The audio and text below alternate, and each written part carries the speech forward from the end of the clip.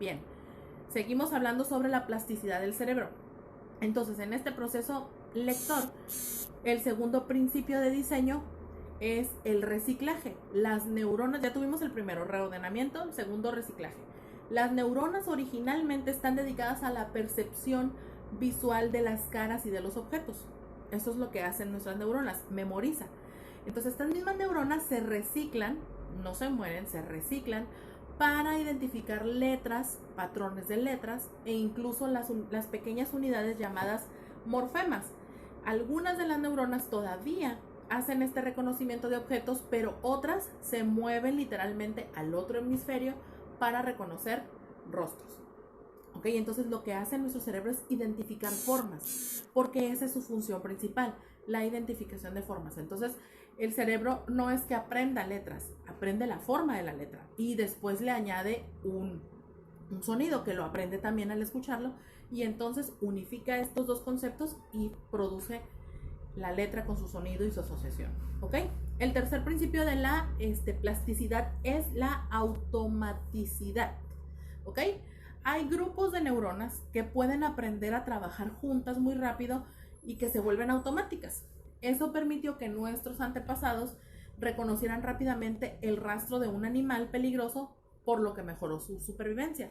Utilizamos la misma capacidad de automatización para decodificar muy rápido. Entonces podemos hacer la conexión al significado casi instantáneamente. Si yo digo vaso, ¡fum! Ustedes viene un vaso. Si yo digo lentes, ¡fum! Rápido.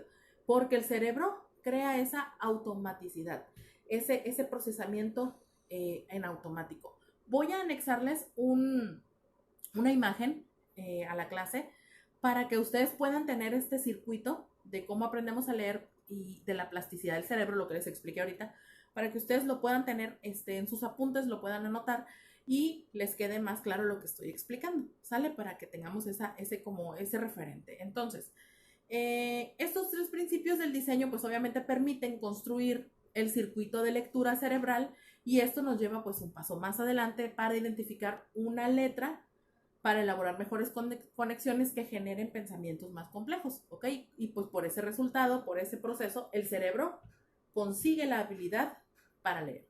Entonces, la lectura es una habilidad aprendida, no es una habilidad heredada por nuestros padres. Es que mi papá no sabía leer y yo no sé leer. No, no es así.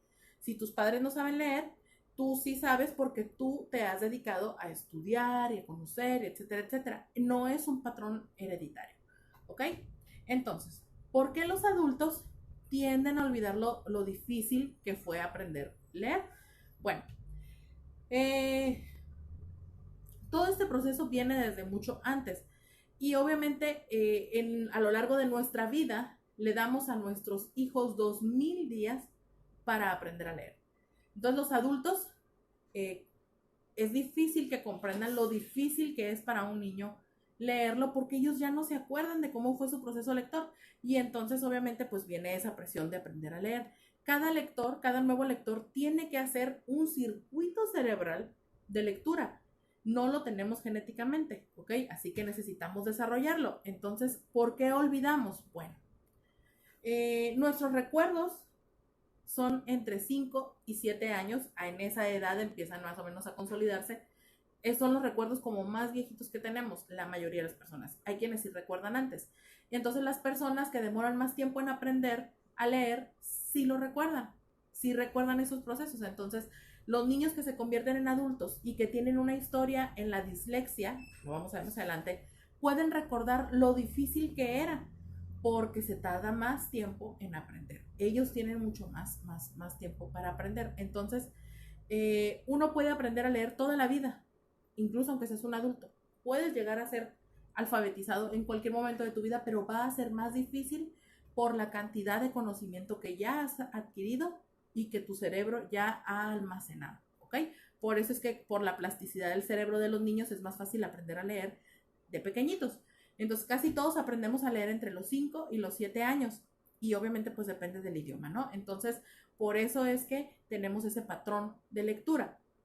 Ahora, no todas las personas leen igual y eso es de entenderse y de comprenderse también y ser muy pacientes porque no todos leemos en el mismo nivel y en la misma velocidad. También vamos a tener un apartado donde practiquemos nuestra velocidad lectora, y esto les va a ayudar mucho también a ustedes a retarse, a mejorar sus capacidades lectoras y también la comprensión. Y siempre es bien interesante este ejercicio, me gusta mucho hacerlo y lo vamos a hacer más adelante. Entonces, ahora sí, hablemos del proceso de la lectura en general. ¿Cómo es que yo leo?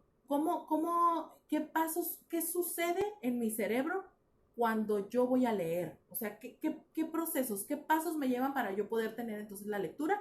Bueno, pues eso lo vamos a ver en el último video de la clase para que ustedes puedan tener esa información y estar haciendo un poquito de conciencia sobre lo complejo que es el proceso de lectura.